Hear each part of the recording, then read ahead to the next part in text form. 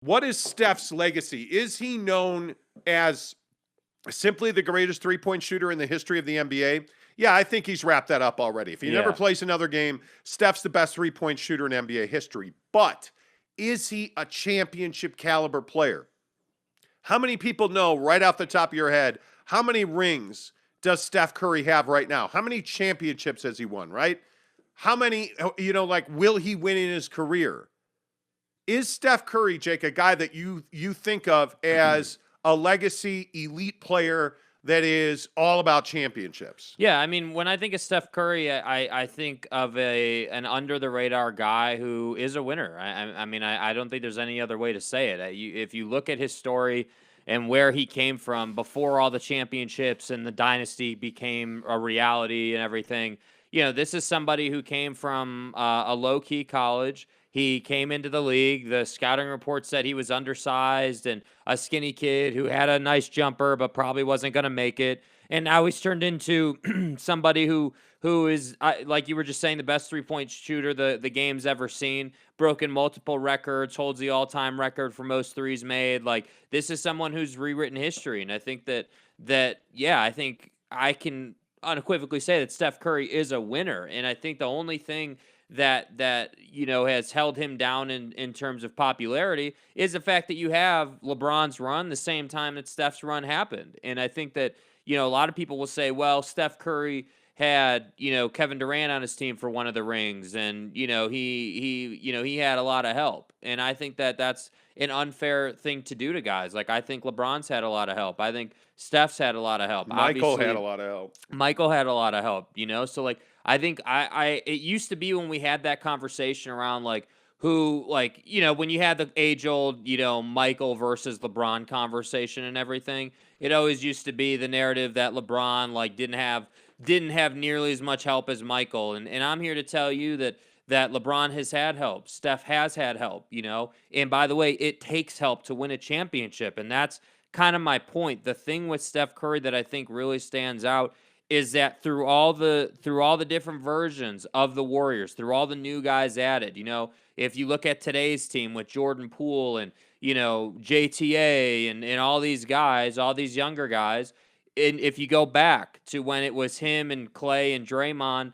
and frankly, not very good players around them for the most part, it was those three guys, they still got it done. And that's why I say I think Steph Curry's legacy is that he is a winner. Is he as good of a basketball player as LeBron James? I don't know. That's a different debate, I feel like. But I think when Steph Curry, is done playing the game of basketball, he will definitely be remembered as the greatest shooter of all time. He will definitely be remembered as a winner. And when he goes to the NBA Finals this year, because that's a foregone conclusion at this point, if he wins that, I think it cements him as one of the greatest ever. But we'll see.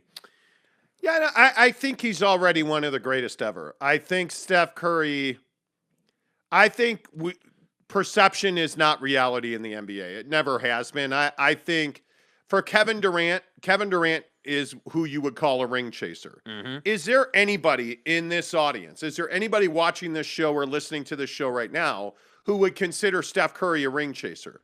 No. No, I don't think so. I think Steph Curry is going to be a Warrior his entire career. And I think Steph Curry has done everything that you would want him to do. But for some reason, he's not talked about with the LeBrons, the KDs, the Jordans, the Birds, like the Magics, the all-time greats in the NBA. For whatever reason, Steph Curry's not in that conversation, and it is baffling to me. Yeah. Because I think he belongs there now. I think when you look at what he's done, this playoff season has largely been, for the Warriors anyway, in my opinion, predicated on two guys, Steph Curry and Andrew Wiggins. Yeah. And I think as much as everybody's talking about Andrew Wiggins and the resurrection of his career and the cementing and why are we not talking about the fact that Steph Curry has persevered through years and years of adversity with the Golden State Warriors here? I mean, it is felt like a decade of death in Golden State. Now, it's just been a couple of years. Clay hurts the knee, tears the Achilles. Like, it's been a stretch, but Steph has been there this entire time. Yes. But nobody talks about him, and that's the thing that I think is so surprising to me is I don't know why he doesn't get more run. I don't know why Steph doesn't get more respect. He's clearly earned it. Mm-hmm. I mean, he has clearly earned it with his play on the floor, his demeanor, and his behavior off of it. He is a family man. He is a legacy NBA guy. Like, he's everything you want. He was the runt of the litter, if you will. He was a guy that nobody thought could be anything. Yeah. He had a great run through the NCAA tournament, but yet that wasn't enough. Oh, the ankles. Oh, it's Under Armour, not Nike. It's every story, every battle he has won and he has overcome. And frankly, I don't understand why people don't respect him more. Yeah, and I think your point's well taken, and I think it's also a great point you make there about him being a one-team guy.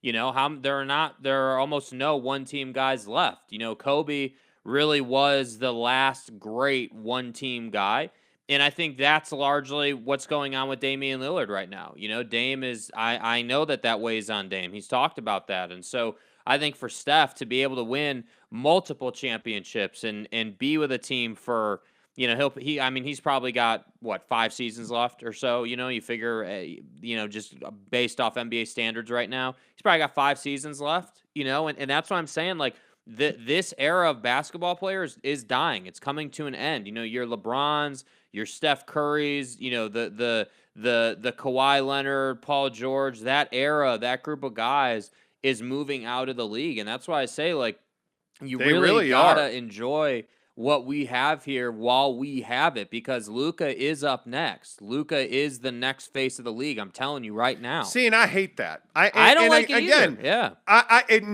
Admittedly, I am not a Luka Doncic fan. I think there's no middle on Luka. You either love that guy or you hate that guy. Mm-hmm. I am on the hate that guy side. I respect his game. The crying, the whining, all that stuff drives me crazy. One of the things, and we're going to talk Boston, Miami here in a minute, but one of the things I noticed last night is, like, Jimmy Butler just goes about his business. You rarely see him whining and complaining and yelling and throwing his hands up in the air because he's not a Euro. And one of the things that drives me crazy, look at Rudy Gobert, look at Bojan Bogdanovic, look at Luka Doncic. If you look at some of the most notorious whining, complaining players in the NBA, a lot of them are Euros. And one of the things I respect about Steph, and one of the things I respect about guys like Jimmy Butler, is they don't whine and complain on every single possession. Yeah. And I look at Steph, and that has to be part of his legacy. But I agree with you that I think we're watching that younger generation not be young anymore. We're watching JT in Boston. We're watching Luka. Donnie. We're watching Donovan Mitchell, should be one of those guys. He's not right now, by the way. We're watching Devin Booker. We're watching this group of players come up and take this league over. And I don't know that there is a guy who can stand up and be the figurehead. I don't know that there's a guy. Do you honestly think that Luka Doncic is a guy who can carry this league? Because I'm not convinced. I think from a marketing standpoint, he definitely can. I think from a talent on the floor perspective, he can't. I don't think that. Because here's the thing. If you go back, and you remember when LeBron came into the league, and I think, weren't you at one of LeBron's first games? At his very first game. In Sacramento. In Sacramento at the old Arco Arena, in the Cavaliers media guide for that year.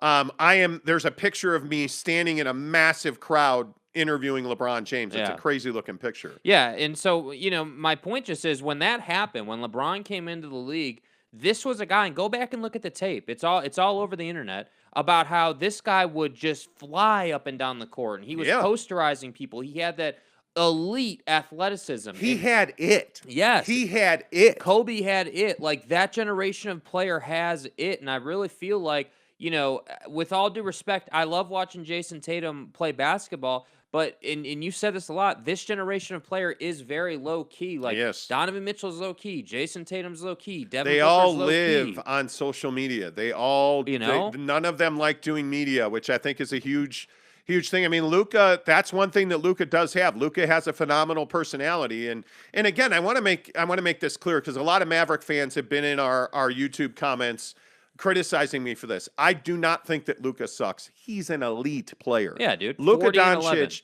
And yesterday, I stand by what I said yesterday. Luka's got to be more professional. He has got to be in better shape. He is not in condition. If he was in condition, he could be Michael Jordan. Like, he could be the greatest player we've ever seen. But he's not, and he likely never will be. Having said that, the guy is an elite performer.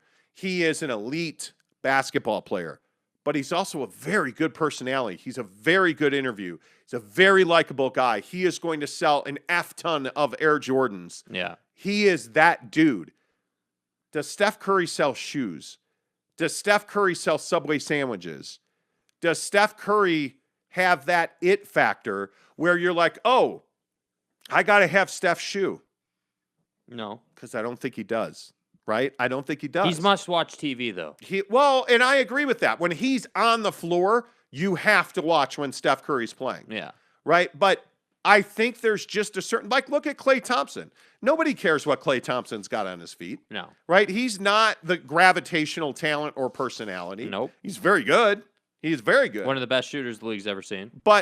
And he's also, by the way, a really dynamic personality, but you never hear from him. Devin Booker's a dynamic personality. He's too busy pounding Kardashian box. Yep. So,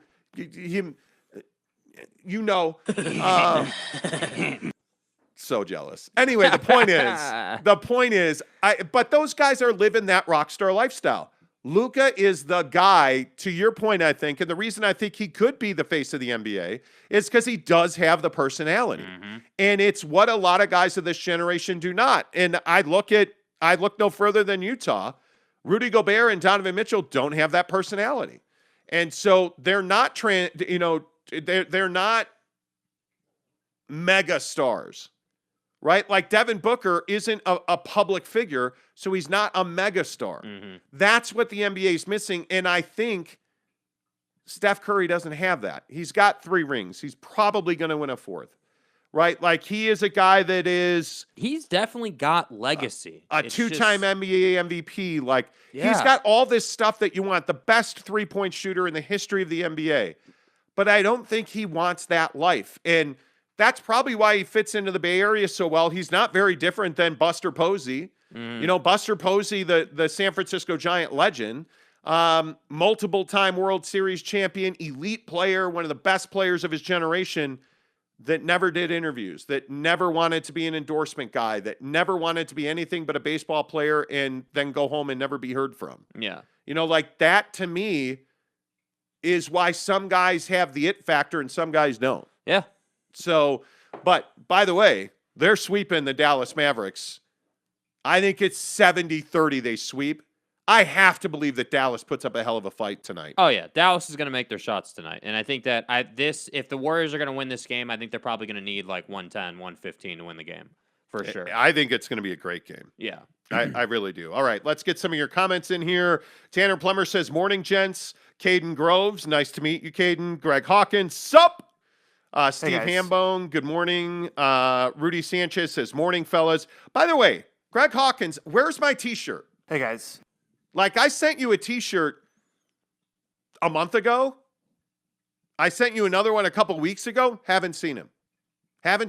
I want billboards in the Philippines, Hawkins. It's ridiculous. Well, do your job. Yeah, do your job. Yeah, go act in my t-shirt. Anyway. Do you know how long it is not cheap to send stuff to the Philippines? No. No. I want to say, because I sent Greg Hawkins 2 t-shirts. I want to say it was $24 a shirt. It was more expensive to mail it than it was to print it. It's crazy. Yeah, man. By the way, we're giving away a PlayStation 5 coming up at 5,000 subscribers. Where are we now? We are at 40, just short of 4,200, I think, is where we are right now. As I derailed the show bitching about the U.S. mail being slow. Right. We're at 4191. So we're right short of 4,200. We're giving away a $250 gas card, a PlayStation 5.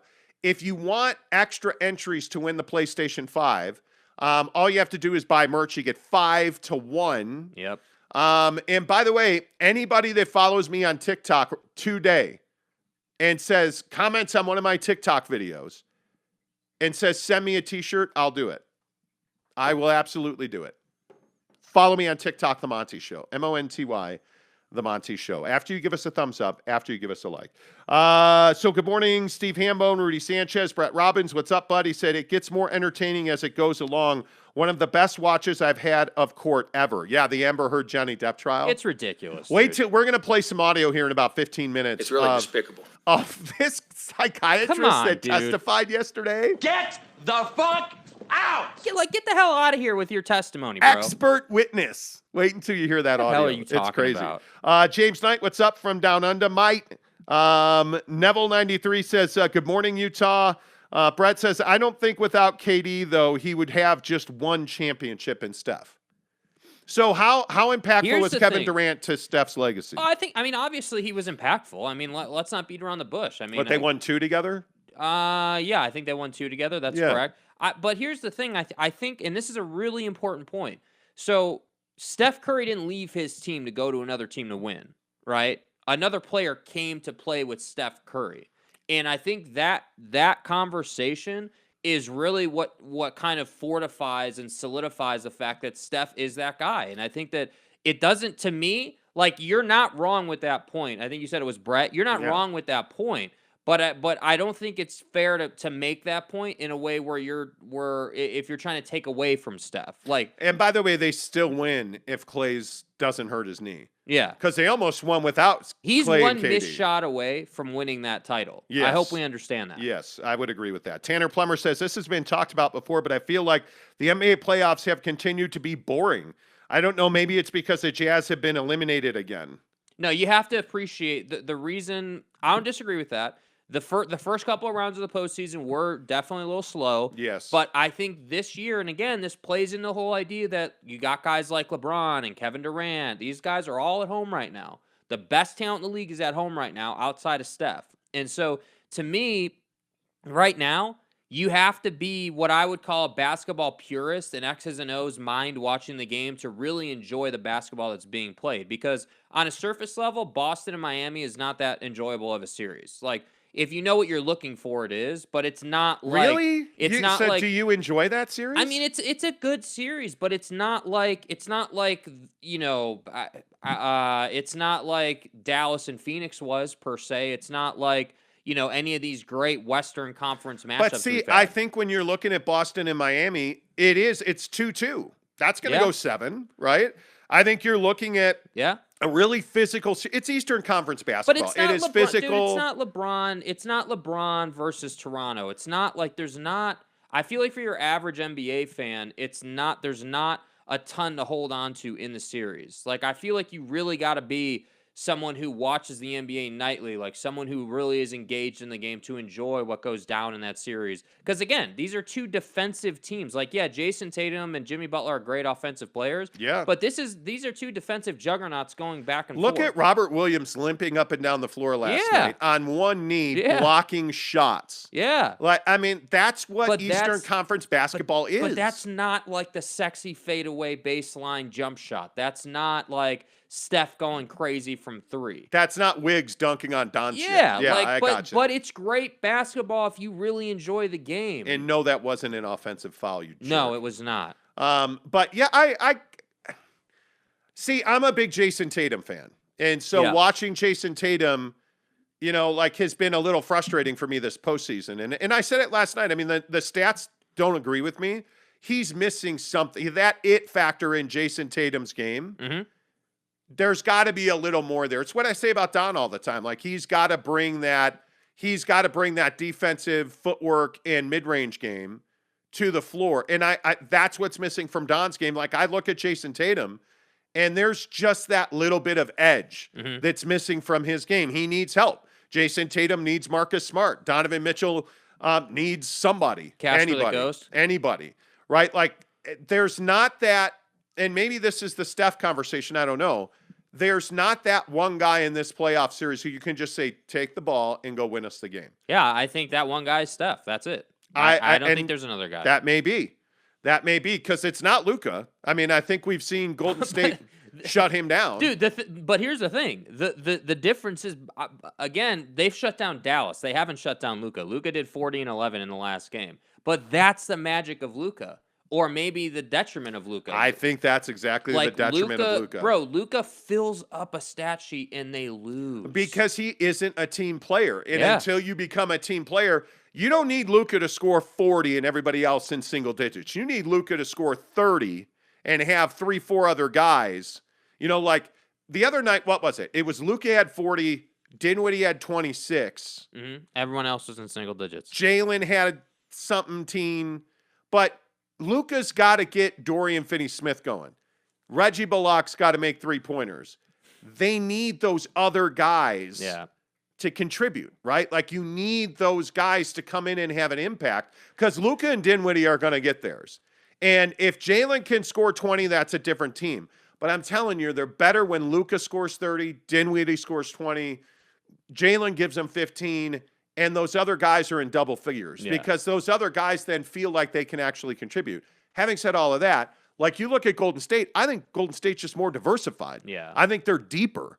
And I think you look at what you're getting from Andrew Wiggins, Klay Thompson. But again, this is a testament Kevon to Steve Looney. Kerr, to all the people who are like, oh, Steve Kerr can't coach a basketball team. This is where the benefit comes in. He's played the whole roster the whole season. And this is why I say Eric Spoelstra is undervalued. I think Steve Kerr is undervalued. Yeah. I don't think Jason Kidd's done a great job this series. And I think the reason he hasn't done a great job is because the talent level is caught up to them. Okay, they were more talented than Utah, no doubt about it.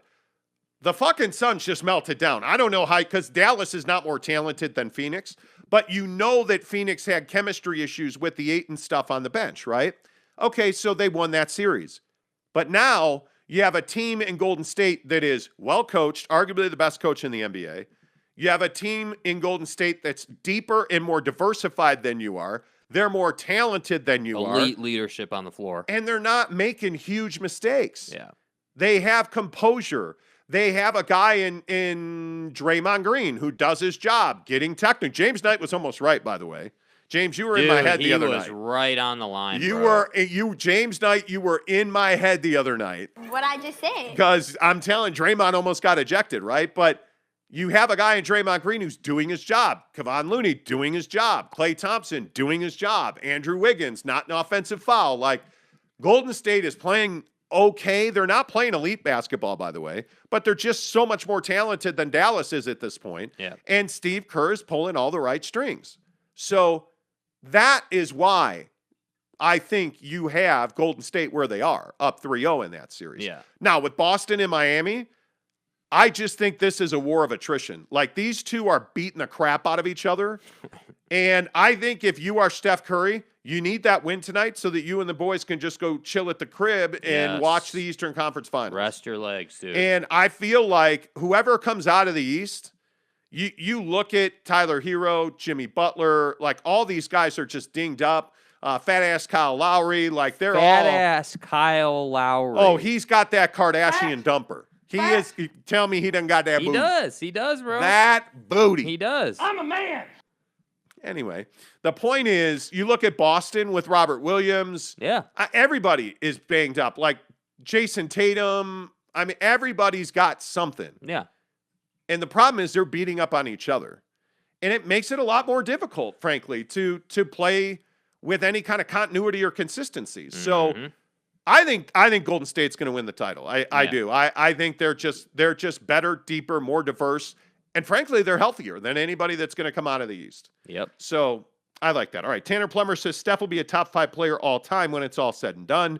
Jeremy Bolton, what's up with Caruso? Brett Robbins says, I hate comparing players that do different things. Yes, thank you. I agree with that. Like comparing Steph to LeBron is dumb, but saying Steph is top 5 point guard of all time is very possible. They just need to compare positions. Yeah, I mean, I can't remember who was going after Bob Cousy the other day.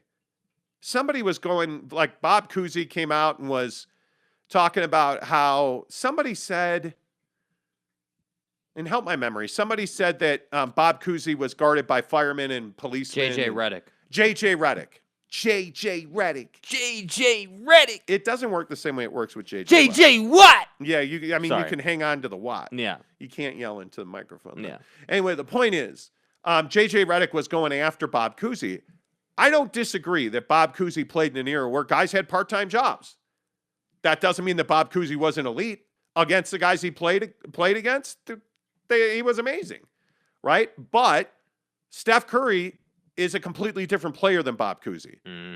I think it's very difficult, to Brett Robbins' point, to compare guys that do different things. LeBron versus Steph is a bad comparison. Yeah, but I think we're not comparing skill sets. What we're comparing is legacy and what they've done to the game, and that's a fair comparison. Like what your impact was on the NBA during your time is a fair comparison, because Steph Curry, you can make a pretty strong argument that Steph Curry has been one of the most impactful players the game has ever had. And note I said impactful. I didn't say the best player. I said most impactful. Right. Steph Curry started the three-point trend in the NBA. Steph Curry started the, hey, we're going to shoot from, the parking lot and we're going to make it at a really high rate, So that's why I say, like, LeBron also had a huge impact on the league, as far as body and as far as winning and everything that he did. Like, he's had a big impact, Obviously, Kobe had a big impact, and that's why I say when you look at impact on the league, all the same names start coming up. So that's why I think,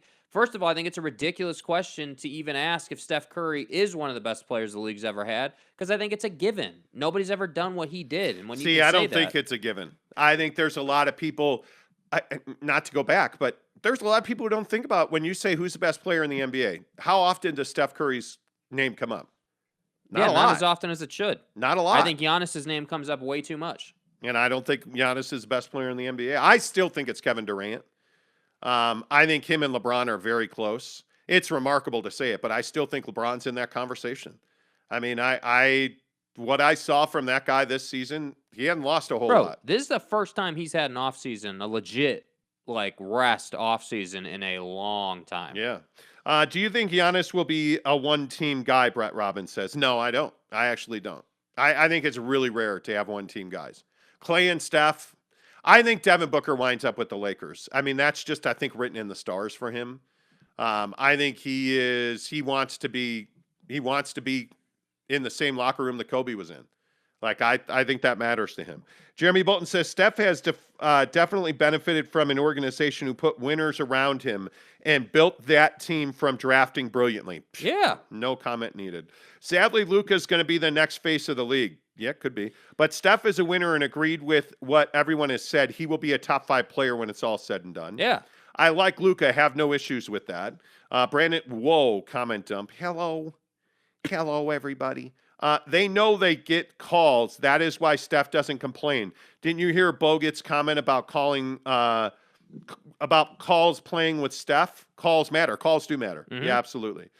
Jeremy Bolton says Luka is a brilliant player, but he needs to rein in the whininess. Yes. He's got to mature. But again, he's only Jeremy, 23. You're right. He's only 23. He's just so young. He's got to mature out of that. And you hope he does, because there's a lot of guys who don't. Brett Robbins says, when you talk about all-time players, we talk about the greatest of the great, and they all play both sides of the ball. Steph can't guard a telephone pole. That's not true. I actually think his defense is above average. I would disagree with that. Leonard Donnan Endelove says, damn, Miami sucked. They were not good last night. They missed their first 14 shots. Is that good? No. That's not good. Nope. Hawkins says, I haven't received a shirt yet, Monty. Takes about 6 to 8 weeks. 6 to 8 weeks? It takes 6 to 8 weeks to get, geez Louise. For $24, it takes 6 to 8 weeks? Jerks. Tanner says, LOL, Jake, why are you playing that Hey Guys drop for Greg Hawkins? He can't have that drop. That's my drop. Okay. I mean, if that's how it's going to be, then okay. Guys, that's my drop. Hey, guys. Snuka says, morning, my dudes. What's up, Snuka? Brandon Whiteside says, Draymond begged Durant to come to his team after losing to LeBron. That could be. Leonard says, another championship and finally a finals MVP will seal himself as the second greatest point guard of all time and possibly top 10. Who's the best point guard of all time? Best point guard of all time. Please don't make this a John Stockton argument. Because it's not close. I'd take Steph Curry twice on Sunday. You know. Brett Robbins says Luka equals Harden 2.0. Ooh, boy, that could be. So somebody who can really score earlier in his career is not a winner and ruins teams. Sounds about right. No, that could be. That could. Ooh, Brett, look at you. James Knight says you guys should be commended for the reach the show has internationally, from Australia to the Philippines to South Africa, among others. Congratulations on the success. Thank you. We appreciate that. Whoa. That was something nice out of Australia? James Knight. You still haven't the fucking vernal equinox. Yeah, it must be. The moon and the stars are positioned against Mars. Thank you, James. And the reflection Appreciate you, is buddy. in your butthole. Okay. Anyway. Wow. It flowed. Take that, you clap-having Jezebel! Unlike the 4X gold you still owe me. Yeah. Brett Robbins says Joe Ingles is just that guy to bring the world together, and we got a half-eaten bag of sunflower seeds and a flat Pepsi out of him. Yeah, seriously. There you go. Reddick said he played plumbers. Yeah, truth. Chris Karn says, hold on. What's it take to get my own drop? I don't know. You have to have something. There's like Big Town O-Dog has shout out to Mo Bamba. Shout out to Mo Bamba. You know, and then Tanner Plummer's got, the Hey Guys drop. Hey guys. Yeah. Hey guys. I don't know. I mean, you have I'm not sure. There isn't really a formula. It's just how Jeremy it's worked Bolton out. said if we're claiming drops, I'll take the vaccinated F drop. Oh man, I gotta go find that now. Mr. fucking vaccination genius scientific expert, you fucking asshole. Yeah, I mean, listen, you can start claiming drops if you want. That's fine. Oh my god. We can do that. That's We can do that. amazing. Every time that Jeremy Bolton comes on the show, we need some announcer yelling Caruso's name. Okay. Or it's somebody being like, Alex Caruso. Alex Headband Caruso. That's the drop, right? Yeah. It's like a nickname. It just comes naturally, Brett Robbins says. Yeah. James Knight says, I want the Rack Attack drop. Oh man, I haven't You played can't the because racket that's track. Mike James. That's a Mike James. Oh, that's a Mike true, James that's play. true. That's a That's Mike true. James play. So off the glass. You have to admit, Mike James is a great basketball player. No, they won't ever. Never. Razzle dazzle. Yeah, exactly. Cam Harrison says, good morning, guys. Shout out to Mo Bamba. See, but now that's Big Town's drop, Big Dog O-Town, you Yeah. mean? Yeah. It could be. Shout out to Mo Bamba. Yeah, I mean, it could be. Mo Bamba! Yeah. I mean, it absolutely could be. That's why I said, hey, drops are open for business, man. If you like a drop. The Rappaport F-bomb is pretty amazing. It is. It's one of the best ones. Mr. fucking vaccination genius scientific expert, you fucking asshole. Yeah, man, that's like one of the best ones, dude. Cole Beasley. Yeah. Do you guys understand what that drop is? That's Michael Rappaport, the actor-comedian, who's upset with Cole Beasley for dropping a pass that lost him a fantasy football game. Mr. fucking vaccination genius scientific expert, you fucking asshole. Who dropped footballs. Nice. Really nice. Oh, my Really God. nice. I love that drop.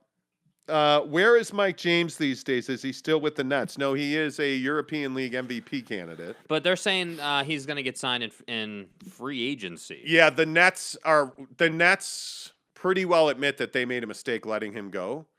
And I think you know what? But hey, man, the Australian point guard they signed, Patty Mills. Patty Mills. They essentially went with Patty Mills over Mike James, and Mike and Kevin Durant are as best friends as you can be. Like Kevin Durant and Steve Nash, like those guys are all really close with Mike James. And what did the Nets miss this season?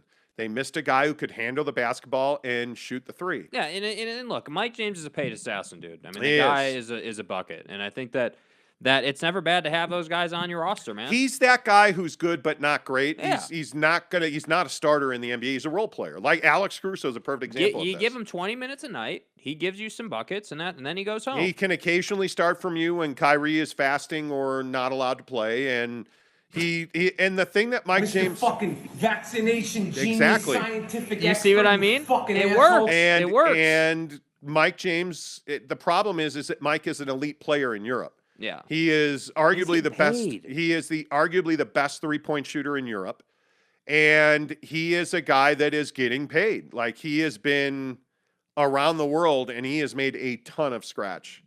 And so, do you take $500,000 to sit on the bench, or do you take millions of dollars to go be a stud in Europe. You go be Any a stud in hooper Europe. takes the stud in Europe role. You are. And it's one of those things that is really hard for guys. But Mike James, we covered Mike James in Phoenix. That's how we know him so well. He's a guy that can shoot from the parking lot. Like, just give the guy a ball and a hoop within vision, and he'll make it. Yeah. I mean, it's pretty remarkable. So anyway, here nor there. He's fine. Brett Robbins says Bamba about to be a jazz man, maybe. Caleb says LOL. What's up, Caleb? Good to see you, man. Detroit's finest. There is a Detroit pizza parlor in Orem. I saw that on Twitter yesterday. How did nobody told me about this? First of all, anything Detroit sucks, and including the Red Wings and pizza, or hot dogs, or Little Caesars. Yeah, Little Caesars, a Detroit brand. Little Caesars. I'm only saying that because Caleb's here and I'm just breaking balls. But yeah, I hate Detroit. I grew up in Chicago. What do you want from me? Go Bears. Anyway, Jeremy Bolton says, easy to find an announcer talking about Caruso. Just turn on any game, listen 5 minutes, and they'll start talking about the greatest overrated player of all time. Could be. Wasn't Mike James like 15 years ago, or is it a different Mike James? Different Mike James. Different Mike James. Brett Robbins says, so this Mike James guy is the Jimmer. It is if I say it is. Yeah, Jimmer is amazing in the other country that we don't mention.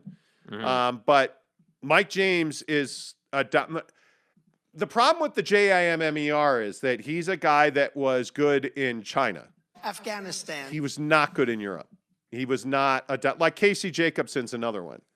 Casey Jacobson was a role player in the NBA. He was a German league all-star. Yeah.